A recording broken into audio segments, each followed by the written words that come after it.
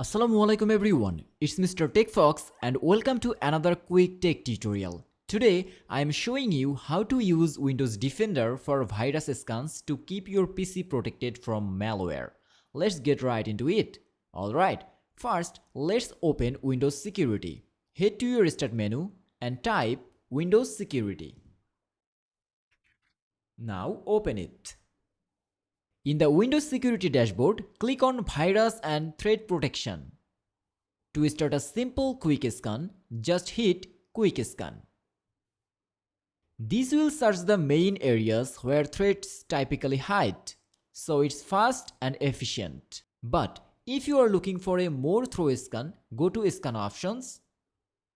Here you can choose from a few options. Full Scan, which will check your entire system. Custom Scan, which lets you choose a specific folders to scan. And finally, Microsoft Defender Offline Scan.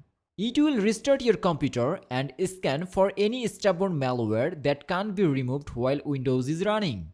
Choose the option whatever you want, and then you have to press on Scan Now button. For this tutorial, I am choosing the first option and pressing Scan Now button. When the scan finishes, Windows Defender will show you detected threats and recommended actions like quarantine or delete to keep things secure. And that's it. A quick, effective way to keep your PC safe. If you found this helpful, please consider subscribing for more easy tech tips. Thanks for watching and see you in the next one. Allah Hafiz.